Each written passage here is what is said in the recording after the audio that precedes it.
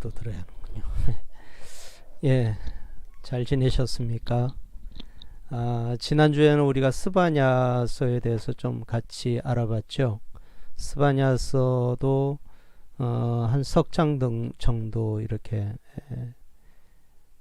구성되어 있고, 전체적 내용은 결국 하나님께서 심판하신다, 전 우주적 심판을 얘기한다고 했습니다. 멸절한다, 멸절한다, 뭐 그런 얘기들이 계속 반복되어지고, 축복이라는 단어는 전혀 없는 그런 하나님 말씀이었죠. 그렇게 축복이 전혀 없는 것이라도 그것은 분명히 하나님 말씀입니다. 그 말씀을 듣는 사람들이 어떻게 반응하느냐, 그것이 더 중요한 것입니다. 그뿐만 아니라 단순히 축복하는 얘기로 끝나는 것이 아니라 하나님께서 자기 백성을 숨기신다, 그런 표현들이 나옴으로써 그런 심판을 통해서도 하나님은 지속적으로 구원의 길을, 구원의 손길을 허락하신다, 그런 말씀을 해 주시고 있습니다.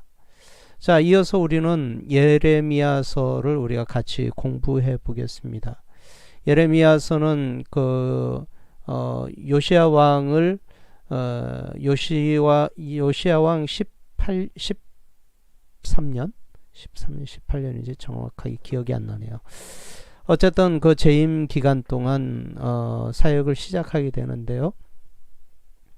이 예레미야를 통해서 우리가 참 사실은 배울 점이 많이 있습니다.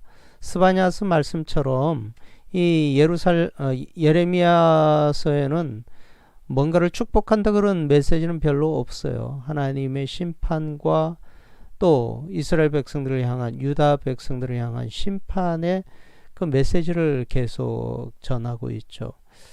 예. 그래서 참 우리가 지지난달부터 26장부터 쭉 52장까지 예레미야를 매일 같이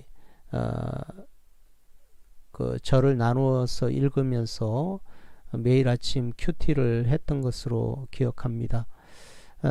이제 마지막 부분 가서는 굉장히 지루했죠. 하나님의 심판이 계속 예고되고 또 계속 막 반복되는 것 같은 그런 느낌을 많이 받았던 것 같습니다. 자, 오늘 이제 이 예레미야서를 우리가 같이 한번 지난달 묵상했던 말씀이니까 이 개략적인 서론 부분과 또 이 예레미야를 통해서 우리가 어떤 것을 생각해 봐야 할지 요 정도로 해서 짧게 같이 공부해 보도록 하겠습니다. 자, 먼저 PPT를 통해서 한번 우리가 공부해 보겠는데요.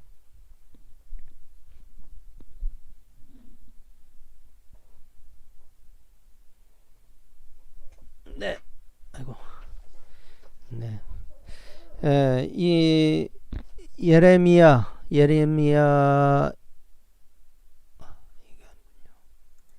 네.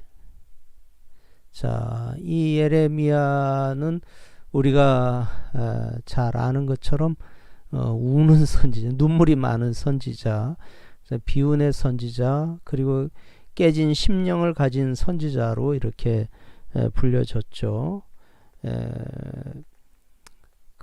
이 비운의 선지자로 불려졌지만 또 이 이제 버넌 맥인이라는 학자는 하나님께서는 심판에 가혹한 메시지를 전하기 위하여 어머니의 마음과 떨리는 목소리와 눈에 눈물이 가득 고인 예레미야를 선택하셨다. 예레미야가 원래 제사장이거든요. 제사장이었는데 선지자로 이렇게 활동을 하게 됩니다. 그런데 그런 하나님 앞에 중보자의 모습처럼 이 선지자의 모습이 제사장의 그러한 모습을 언뜻 이렇게 비춰주는 것 같아요. 그러면서 그 어머니의 어떤 부드럽고 섬세한 모습들도 이 성경을 통해서, 예레미야서를 통해서 알 수 있게 됩니다. 그 이름의 뜻은요, 여호와께서 세우신다, 뭐 여호와께서 높이신다, 여호와께서 던지신다, 이렇게 이제 해석을 할 수가 있겠습니다. 예레미야가 42년을 눈물로 이 예레미야서를 기록했다는 겁니다. 대단한 거죠. 그렇지만 여러분 생각해 보면 우리가 예레미야서에 대해서도 그렇게 많이 말씀을 통해서 듣지 못했습니다. 다만 33장 3절에 나와 있는 것처럼 너는 내게 부르짖으라, 그리하면 내가 알지 못하는 크고 비밀한 것을 알려주겠다, 이런 말씀을 가지고 오직 그냥 기도하는데, 예? 기도하는 데만 이 말씀을 사용했단 말입니다. 그러나 정말 중요한 것은 뭡니까? 42년간 예레미야가 무엇을 위하여 이 말씀을 기록했는가? 단순히 우리의 기도 제목을 이루기 위해서 33장 3절 말씀만을 위해서 이루어지는 그 받침하는 그런 말씀이 아니라는 거죠. 그래서 우리가 예레미야서를 읽을 때 우리가 뭐 단순히 그 말씀만 읽는 것이 아니라 33장만 읽는 것이 아니라 전체를 보면서 이 말씀이 나에게 또 우리에게 주시는 말씀이 어떤 말씀인가 이제 깊이 우리가 생각해 봐야 할 것입니다. 자, 예레미야는 뭐 예레미야서는 예레미야가 기록했고요. 1장 1절에 hil기야의 아들 예레미야라고 이렇게 언급하고 있습니다. 또 이 책의 내적 증거에 의하면 서기관 역할을 했던 바룩에 의해서 이 예언의 말씀이 기록되어지죠. 36장 1절에서 2절 말씀에 보면 요시야 왕 아들 여호야김 제4년에 여호와께로부터 예레미야에게 말씀이 임했다. 너는 두루마리 책을 가져다가 내가 내게 말하던 날 곧 요시야의 날부터 오늘까지 이스라엘과 유다 모든 나라에 대하여 내가 내게 일러준 모든 말을 거기에 기록하라, 이렇게 말씀했고, 또 4절인가요? 4절에 보니까 이에 예레미야가 네리야의 아들 바룩을 부르매 바룩이 예레미야가 불러주는 대로 여호와께서 그에게 이르신 모든 말씀을 두루마리 책에 기록했다, 이런 말씀이 있습니다. 그러니까 이 말씀에 보니까 요시야 왕의 아들 여호야김 4년에 여호와께로부터 예레미야에게 말씀이 임했다, 이렇게 말씀하시면서 또 뿐만 아니라 그 기록의 내용은 요시야의 날부터 오늘까지 이스라엘과 유다 모든 나라에 대하여 일러준 대로 기록하라, 이렇게 된 거죠. 그리고 4절에 보니까 이 바룩이라는 사람, 이 사람은 서기관입니다. 서기관이 역사를 기록했던 사람이었고, 당시 그래서 예레미야서의 말씀도 그대로 받아 적었다라는 겁니다. 그래서 예레미야 기록 연대를 따져보면 주전 627년에서 주전 580년 사이로 이렇게 보게 되는데요. 예레미야는 요시야 왕의 통치 13년, 통치 13년 부르심을 받았고요. 이사야가 죽은 지 약 60년 후에 예레미야의 사역이 시작되는 것을 알게 됩니다. 자, 이 도표를 한번 보시면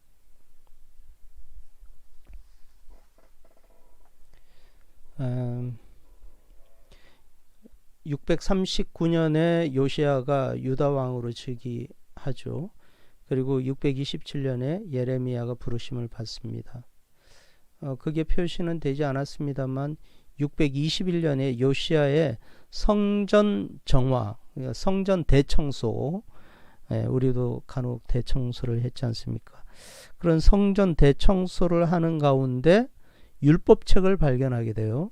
율법책을 발견하면서 이 요시야에게 그 제사장이 읽어줍니다. 읽어줬을 때 요시야가 그 말씀을 들으면서 자기 옷을 찢으면서 그 자리에 회개하고 또 그 말씀을 백성들에게 들려줌으로써 모든 백성들이 회개하는 그런 놀라운 그 부흥의 역사가 일어났던 거죠. 그래서 요시야가 이제 그 남부 지역에 있는 그 이방 신전, 그러니까 산당이죠. 산당을 다 헐어버리고 베델 이런 산당들을 쭉 헐면서 이렇게 북쪽으로 계속 올라가게 되면서 종교 개혁을 단행하게 되었습니다. 그리고 608년에 여호야김이 즉위하게 되죠. 605년에 바벨론의 아수르의 승리 후 바벨론이 아수르에 승리합니다. 그리고 제1차 유다 공격을 하고 597년에 바벨론이 2차 유다를 공격합니다. 그때 여호야김이 죽고 여호야긴이 즉위하는데 여호야긴은 바벨론으로 끌려가게 됩니다. 그 요시야 왕, 그러니까 앞에 요시야 왕의 아버지가 아몬인데 그 앞에는 므낫세입니다. 므낫세. 다 악한 사람들이에요. 요시야가 그래도 착해서 하나님의 말씀대로 살려고 노력했고, 요시야가 죽으면서 요아스라는 왕이 잠시 3개월 동안 왕 노릇을 해요. 그러다가 여호야김이, 요시야 아들인데 여호야김이 왕위를 다시 물려받게 되고, 또 여호야긴이 3개월간 잠시 왕위에 있다가 마지막에는 그 히스기야 왕이 왕에 있다가 완전히 바벨론으로 끌려가게 되죠.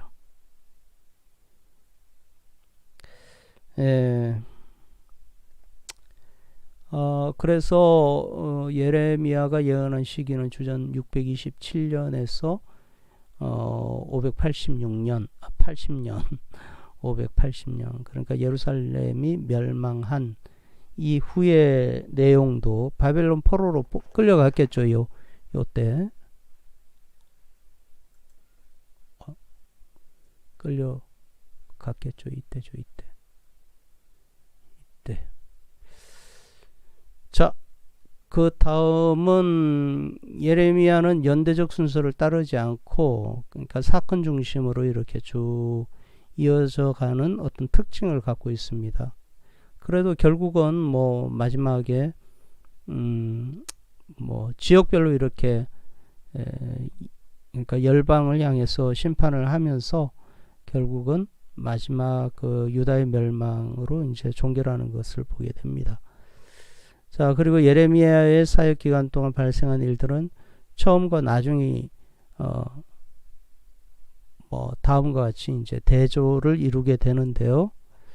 자, 시작과 끝을 보면 이제 개혁이 있었지만 타락을 했고, 아수르의 득세가 있었지만 또 바벨론의 득세가 이루어졌고요. 유대인들이 유대 땅에 거했지만 유대인들이 이제 바벨론으로 다 잡혀가게 됩니다. 그리고 예레미야가 이스라엘에 거했지만 또 예레미야는 이제 애굽으로 이제 또 옮기게 되죠. 그리고 예레미야가 대중에게 선포하지만 이제 예레미야가 남은 자에게 선포하게 되고, 또 다윗 왕위가 그때까지는 보존됐지만 유다가 멸망하자 다윗 왕위가 끊어지는 것을 보게 됩니다. 그러니까 예레미야의 시작은 개혁으로부터 시작해서 왕위가 보존되지만 그 마지막에는 이스라엘 그 유다가 타락하고 결국은 다윗의 왕위가 끊어지는 그런 스토리를 가지고 있다. 뭐 그 정도는 이해하시면 되고요. 세 가지 어떤 문학적인 형태를 사용한 이 자서전적인 성격을 띠고 있다라는 얘기고요. 뭐 시적인 표현들 뭐 여러 가지 있고, 그건 다음에 또 한번 얘기하겠습니다. 그리고 예레미야는 그 많은 고난을 받는데요. 주요 고난은 이제 아래와 같습니다. 어떤 내용이냐? 죽음의 협박을 받고, 그러니까 예레미야가 계속 바벨론이 우리를 공격하고 우리는 바벨론을 섬기는 게 맞다 이렇게 얘기하니까 마치 나라를 팔아먹는 매국노라고 하면서 이 예레미야를 쳐 죽이려고 합니다. 협박을 하죠. 두 번째로 사람들에게로부터 고립되어졌고 실질적으로 매를 맞고 작은 방에 갇히죠. 체포돼서 재판도 받습니다. 하나냐라는 이런 참 거짓 선지자에 의해서 도전을 받으며 협박을 받기도 하고, 왕이 두루마리를 불사르 이제 예언한 그 두루마리 그것을 불사르기도 하고요. 매 맞고 옥에 갇혔고 구덩이에 빠져서 굶어 있다가 사슬에 결박되어 잡혀가고 결국 죽음을 맞이했다. 참 예레미야의 일생은 참 슬픈 일생이다 이렇게 생각이 듭니다. 누가 이 일을 할 수 있을까요? 예. 자, 총 1장에서 52장으로 구성되어 있고 1장은 예레미야의 부르심에 관한 이야기가 쭉 나오고 있습니다. 그리고 2장에서 45장까지 유다의 죄와 심판에 대해서 얘기하고, 또 46장에서 51장에는 열방에 대한 예언을 하고 있습니다. 마지막 52장은 결론으로 예루살렘의 멸망을 선언하는 것을 보게 되죠. 주제는 유다의 심판입니다. 앞에서도 말씀드렸듯이 유다의 심판. 그렇지만 단순히 유다의 너희 멸망한다 그런 것으로 끝나는 것이 아니라 왜 이렇게 장황하게 52장씩이나 긴 장을 가지고 유다의 심판을 심판에 대해서 계속 하나님께서 말씀하셨겠어요. 너희들이 회개하고 돌아오라 라는 거죠. 회개하고. 참 회개했다면 역사는 다시 새롭게 기록되어지지 않았겠습니까? 이게 회개하지 않은 이스라엘 유다 백성들의 그 교만, 어떤 면에 있어서 그 종교 지도자들의 교만 아니겠는가 생각이 듭니다. 또 왕의 교만함 때문이 아니겠어요? 그런 그 지도자들의 교만함 때문에 결국 백성들까지, 애꿎은 백성들까지 고난을 당하고 포로로 끌려가는 것을 우리는 보게 됩니다. 그러니까 어떤 집단의 리더가 된다는 것이 참 두려운 일인 것 같아요. 예. 저도 참 기도를 많이 해야겠다라는 생각이 들고요. 더 중요한 것은 하나님 말씀을 올곧게 전해야겠다라는 생각을 많이 하게 됩니다. 가능하면 제 목소리를 죽이고 성경의 본문을 전할 수 있는 그런 설교를 해야겠다는 생각이 많이 들고요.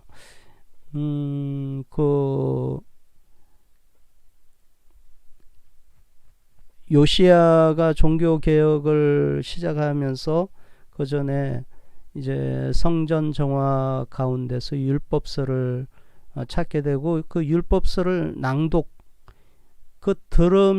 읽고 들으면서 회개하는 역사가 일어났거든요. 그러니까 우리가 하나님 말씀을 정말 하나님 말씀으로만 그대로 읽고 또 받아들일 수만 있다면 사실 설교에 큰 목적을 둘 필요는 없을 것 같아요. 어쩌면 그냥 설교하실 분이 없으면 저는 그냥 본문을 읽는 것만으로도 설교는 충분하다. 개인적으로 항상 늘 그렇게 생각하는데, 죄송하게도 요새 가만 제가 이제 설교 내용을 보니까 설교 시간이 꽤 길어졌더라고요. 야, 이거 안 되겠다. 그런 생각을 하게 됩니다. 죄송합니다. 원래 설교는 한 20분 정도 하겠다 이렇게 늘 생각했는데 이상하게 좀 길어져서 좀 많이 줄이려고 노력하겠습니다. 목적은 뭐냐? 목적은 하나님의 백성에게 하나님께서 자신의 백성과 세상을 심판하신다는 것을 상기시키기 위해 기록되어졌다. 이게 그냥 세상만 심판하는 것이 아니라 자신의 백성과 세상을 심판하신다. 우리는 어때요? 심판을 피할 수는 없죠. 그렇지만 예수 그리스도를 통해서 우리가 그 심판을 통과하는 겁니다. 미리 값을 치렀다 이런 말씀이죠. 그래서 우리도 예외 없이 사실은 심판대에 서는 거죠. 그리고 우리가 비록 실패하여 하나님께서 우리를 심판할지라도 하나님께서는 우리를 회복시키시고 또 자신의 계획을 이루어 가신다는 것을 보여주시기 위해 기록되어졌다라는 거예요. 그러니까 심판과 하나님 말씀은 참 감사하게도 심판과 회복이 항상 붙어와요. 그래서 우리가 심판받을지라도 또 고난을 지나갈지라도 고난이 곧 내게 복이다. 뭐 그렇게 고백할 수 있는 것도 이런 이유였을 것 같고요. 그 고난을 통해서 하나님은 또 우리에게 귀한 메시지를 보내주시고 또 심판 가운데 있을지라도 하나님은 우리에게 피할 길을 주셨다 이렇게 말씀하시기 때문에 우리가 그 말씀들을 믿고 주님을 신뢰하면서 나아가는 그런 믿음의 삶을 살아가야 할 것 같습니다. 자, 핵심 구절은 예레미야 7장 23절 24절 말씀인데 우리 같이 한번 읽어봅니다. 같이 읽어보겠습니다. 오직 내가 이것을 그들에게 명령하여 이르기를 너희는 내 목소리를 들으라. 그리하면 나는 너희 하나님이 되겠고 너희는 내 백성이 되리라. 너희는 내가 명령한 모든 길로 걸어가라. 그리하면 복을 받으려 하였으나 그들이 순종하지 아니하며 귀를 기울이지도 아니하고 자신들의 악한 마음에 꾀와 완악한 대로 행하여 그 등을 내게로 돌리고 그 얼굴을 향하지 아니하였으며. 결국 이 말씀이 뭡니까? 이스라엘 백성들, 자기 백성이 하나님을 배반하고 등을 돌리고 복받기를 원치도 않고 순종하지도 않고 하나님 말씀에 귀를 기울이지도 않고 그냥 악한 마음, 완악한 행동으로 살아간다라는 겁니다. 우리가 신앙생활 하다 보면 이런 오류에 빠질 때가 많은 것 같아요.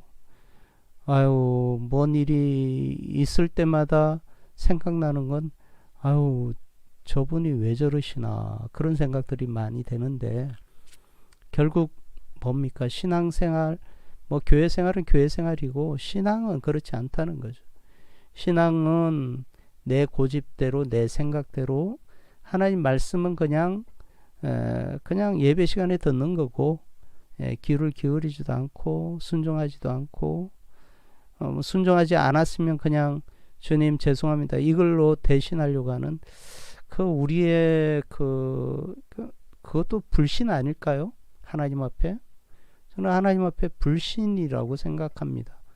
하나님을 존중하지 않기 때문에 그런 일이 있는 거 아닌가요? 네, 저도 늘 그런 참 그런 딜레마에 빠질 때가 많습니다. 저도 고민하고 있습니다. 자, 그럼 우리는 어떻게 이 말씀들을 적용해야 하느냐? 에레미야서는 유다의 심판에 관한 이야기다. 유다는 하나님의 말씀에 지속적으로 귀를 기울이지 않고 불순종했기 때문에 심판을 받았다. 그들은 잘못된 습관을 포기하지 않았다. 잘못된 습관은 자신의 삶을 또 가까운 가족을 불행으로 몰아넣게 된다. 당신의 잘못된 습관은 무엇인가? 하나님께서 종종 말씀을 통해서나 주변 사람들의 조언을 통해서 당신에게 들려주시는 당신의 잘못된 습관과 행동은 무엇인가? 때로는 듣기 거북하고 그만 말하라고 화를 낼 수도 있다. 조용히 자신에게 질문을 하라. 내가 당장 그만두어야 할, 내가 포기해야 해야만 하는 습관은 무엇인가? 예, 그 완악한 습관. 참 그런 것들이 문제인 것 같습니다. 예, 여러분 참 이게 가만 생각해 보세요. 예?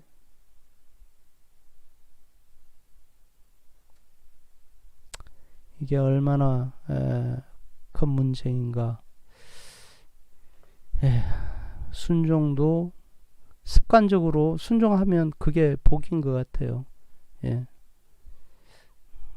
습관적으로 순종하지 않는 사람들도 있더라고요. 예. 자, 두 번째로 하나님은 우리의 죄를 용서하신다는 겁니다.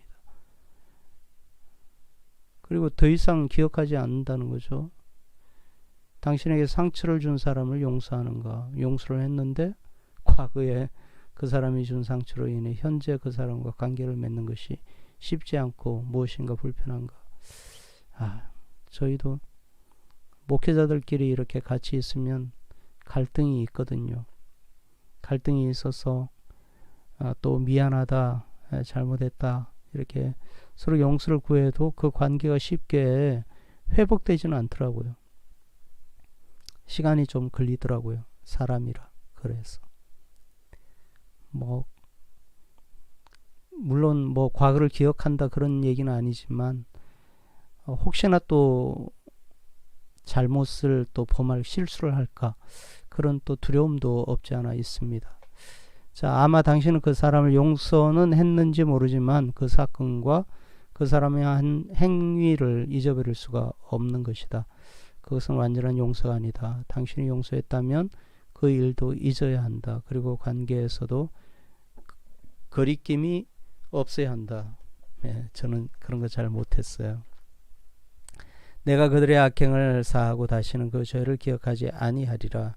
여호와의 말씀이니라 라는 말씀을 생각하며 그 사람과의 관계를 다시 개선하도록 노력하자. 네, 노력해야죠. 노력해야 할 것 같습니다.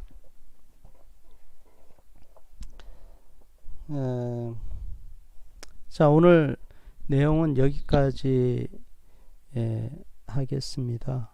여기까지 하고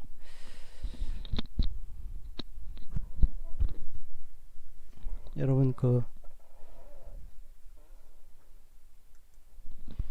예레미야서를 지난번 다 이렇게 묵상해 보셨으니까 시간 나시는 대로 한번 쭉 또 한번 읽어 보시면 좋을 것 같습니다. 참 네. 하나님 말씀, 하나님의 말씀을 존중해야 할 것 같아요. 하나님 말씀을 존중하고 내가 하나님이냐? 하나님이 아니기 때문에 나는 할 수 없다. 하나님이 도와주셔야만 할 수 있다. 이런 겸손함도 좋지만 우리가 그러한 일들을 할 수 있도록 결단을 하는 게 중요한 것 같습니다. 습관을 바꾸기 위해서 결단을 하고요. 저도 몇 가지 이제 습관을 바꾸려고 하는데 오늘 이 내용을 통해서 내가 갖고 있는 습관 때문에 다른 사람들을 어렵게 할 수 있겠구나 그런 생각을 하게 되었습니다. 이스라엘이 불순종의 습관을 갖고 또 그 강팍한 마음의 습관을 갖고 그래서 결국 하나님 앞에 심판을 당하는 것처럼 우리가 나쁜 습관, 좋지 않는 습관, 또 하나님 말씀을 하나님 말씀대로 생각하지 않는 그런 마음들이 하나님을 더 아프게 하고 또 그 관계를 좀 이렇게 점점 멀어지게 하는 것 같습니다. 네. 돌아오는 주일까지 건강하시고 또 함께 모여서 예배했으면 좋겠습니다. 감사합니다.